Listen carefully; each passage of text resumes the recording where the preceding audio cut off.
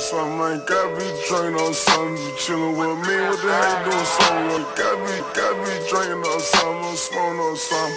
So I gon' pop on something, I ain't trippin', man, don't give a fuck if it's drinking on something, ain't smoking on something, ain't smoking on something.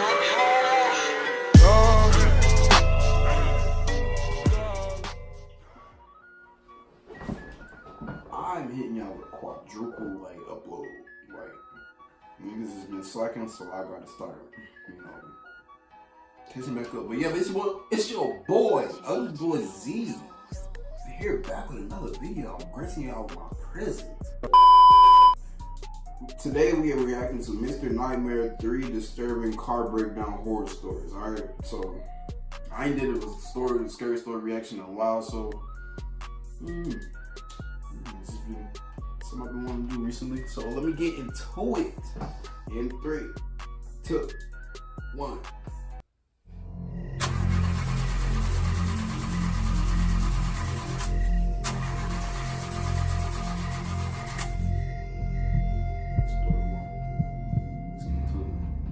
One night driving home from work after a graveyard shift, I got a sudden urge to pee. It was really bad. Painfully bad.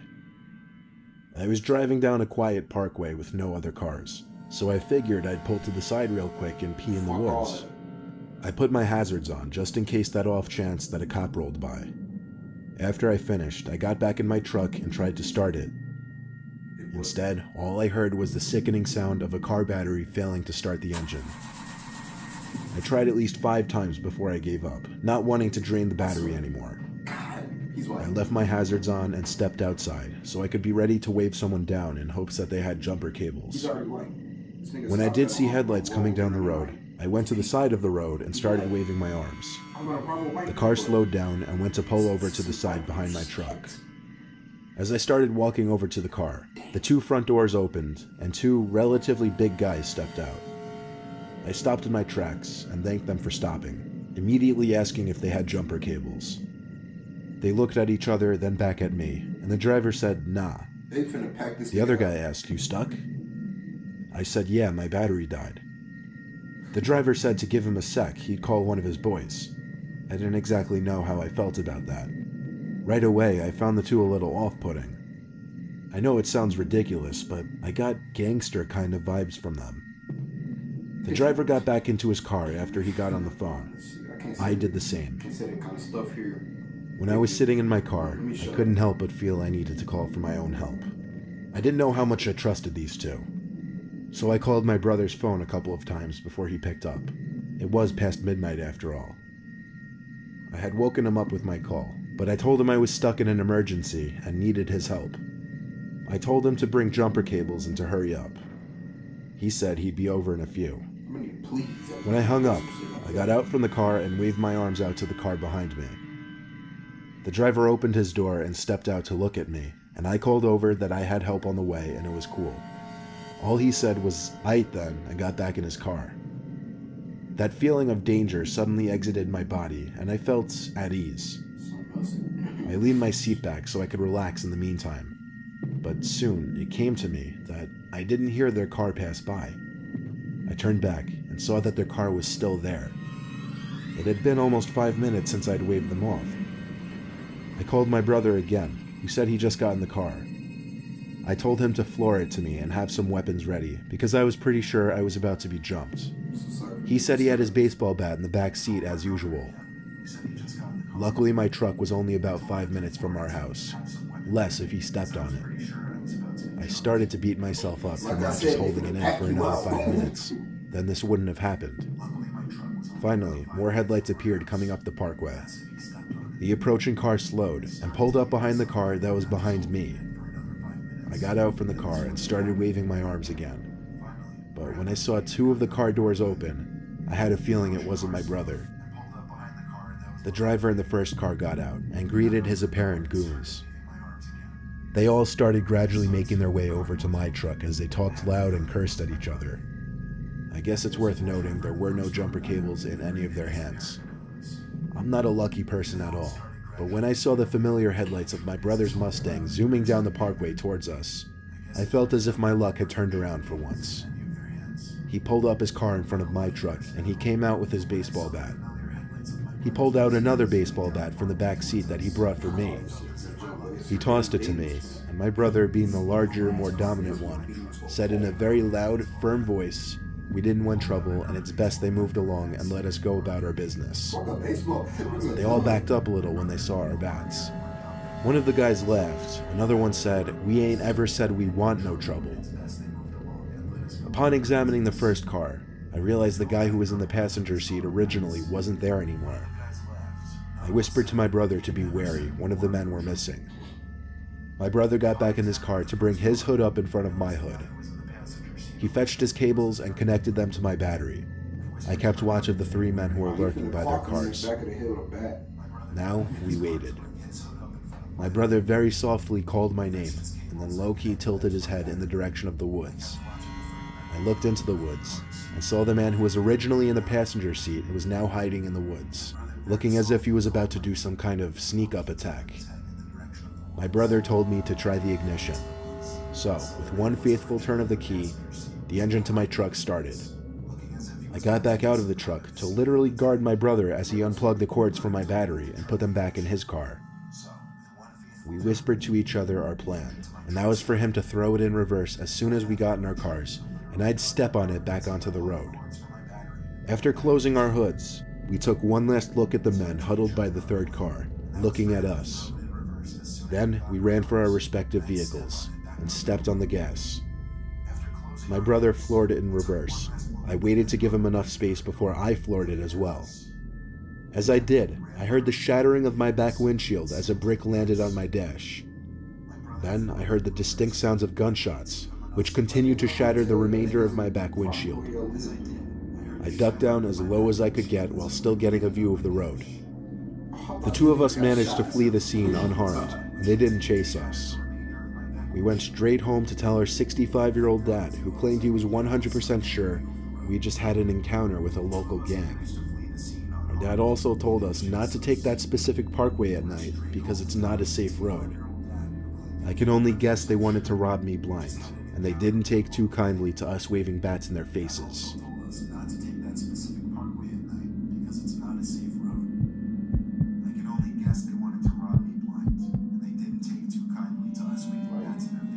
I've done a great deal of camping in my life, mostly solo camping out in the wilderness. Everyone who takes the hobby as seriously as me knows the potential dangers that come along with it. However, there was one thing that happened on a camping trip that I never anticipated.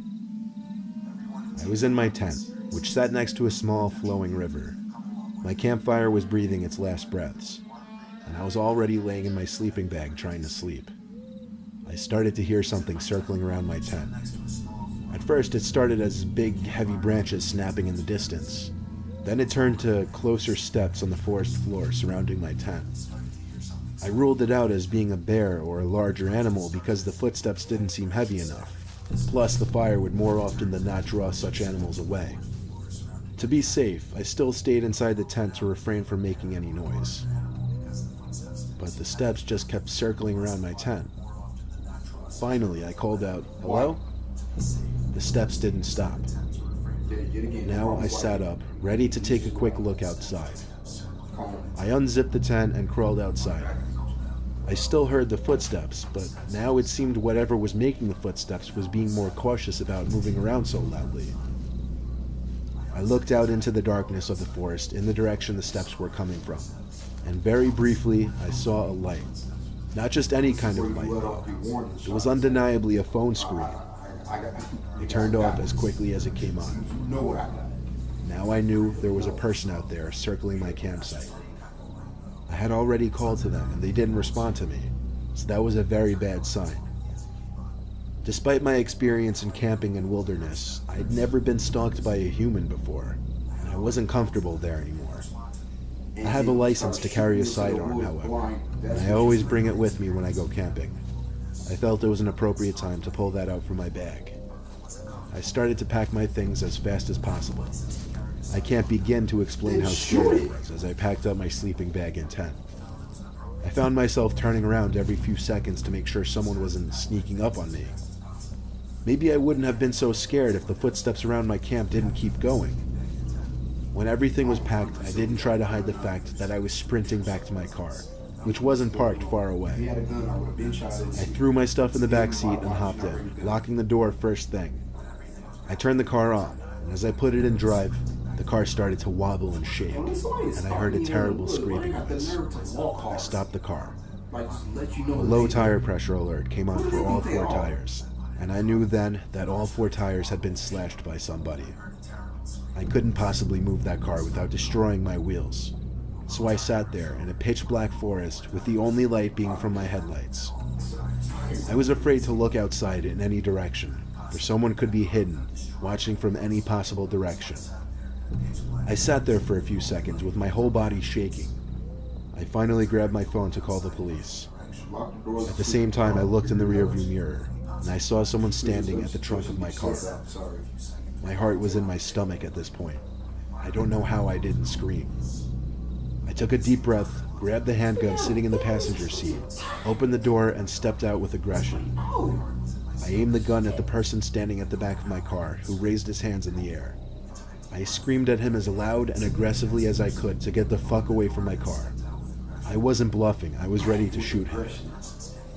He backed away into the woods, and once I couldn't see him anymore, I got back in my car and called the police.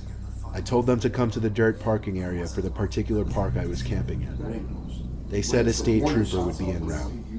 I called my towing company in the meantime while waiting for the trooper to arrive, all while my body was still shaking and I was still cautiously checking my surroundings. I never appreciated seeing a police car more than when the trooper pulled into the small dirt lot with his lights on, and I finally felt safe to get out from my car. The tow truck came 20 minutes later, and my car was towed to a repair shop. I slept in my car overnight, and first thing in the morning, my tires were replaced. This never stopped me from continuing camping. And I'm dark. You're not finna see me. But your ass, but like, you just not. My old Buick used to have issues with the gas gauge. The gauge was off, so sometimes I'd fill the tank completely and the needle on the gauge would still hover around the E. And sometimes when the tank was running low, the needle would sit around F. The needle seemed to decide when it wanted to work or not. Well, one night after coming back from a vacation and not driving for a week, I guess I had forgotten how long it had been since I'd filled up the tank, because the car ran out of gas on some quiet road in an even quieter town. I didn't want to call my girlfriend because she lived too far away, and I didn't want to be a bother. I got out from the car and looked around my surroundings. There was not much, except for trees on either side and a small house sitting atop a hill to the right of my car. So, that was my only option to go for help. I went up the hill to the house and rang the bell. It was 9:30, so it wasn't exactly too late to be ringing someone's bell in this kind of scenario. I waited patiently. There were lights on in the house after all. After a minute, I gave the bell one more ring, but I told myself that would be it. After waiting another minute, I accepted defeat and walked away from the door. As I went down the little walkway, I heard a weird noise that seemed to be coming from the side of the house, like the moaning and distressed breathing of someone in pain. It came from behind a line of bushes. Quite frankly, I didn't feel right snooping over there, so I continued back down the driveway. I did take a look back at the house, and noticed a light upstairs was on now that wasn't on before, and there was someone standing at the window. I could see their head and shoulders. I stared for a moment, expecting them to do something, like maybe come to the door. But they didn't move, and it got weird. So I continued back to my car. I leaned on my car door and called AAA, which was my roadside assistance company. They said they would deliver gas to me within half an hour. It was too hot out to sit in my car, so I stayed outside. I waited around texting people, checking Instagram, and pacing back and forth. When I heard a deep voice go, "Excuse me," my head shot up. There was a guy standing by the curb near the driveway to the house. He was wearing a hat really low, and tilted his head down, hiding a lot of his face. He asked me if there was a problem. I said I ran out of gas right here. All he said in response was, "Oh." He turned and started walking back up the hill. Pretty soon he disappeared behind the bushes on his property. He seemed like a very creepy man based on that short interaction. Is there a problem? I texted my girlfriend about the whole thing, and she said I should go see what that sound I was hearing behind the bushes was. I kind of wanted to be honest. So I snuck through the trees next to the guy's house up the hill and went to the side of the house where I heard the noises. I tiptoed up to the wall of the house and then stopped to listen. There were the moans and breathing again. They were coming from a window. I went to the window and tried to look inside, but the blind was down so I couldn't. The sounds were concerning though. I lightly tapped on the window and said, "Is everything okay?" I heard someone say in a faint, weak voice, "Help." I stood there thinking about what to do, when all of a sudden the blind kinked open, and I saw a face looking back at me through the window. I couldn't tell for sure, but it looked like the creepy man who came outside. The kink in the blind dropped back down shut, and then the window dropped closed so I couldn't hear anything else. I didn't care though. I ran back down to my car, got in, and locked the door. I waited until the AAA truck came, and when they filled my tank, I didn't say a word about what I just witnessed. I just went home and tried to get some sleep that night. I never wanted to see or think about that house again. I was just gonna say, like, wow, he's breaking down on the road. Just realized what the damn video was about. How dumb. I swear to God. But that's the end of the... Okay. That was sudden. Wasn't expecting that. Moral of the story is, just bring a gun with you. In your car somewhere, but not no illegal gun though, like you ain't licensed, because you can go to jail for a while for that shit. But if you can carry a gun, bring it with you everywhere. Because nowadays niggas is, they losing it. They're crazy. Like, how would a nigga stalk you and you spot this nigga and he don't scurry along? Like, who do you think you are not to walk off or run along whenever I find you? Like, that irked me. Leave. I found you looking at me. Now I need you to leave.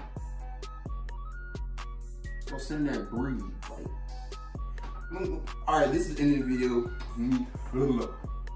Make sure you like, comment, subscribe, all that, you know. Peace.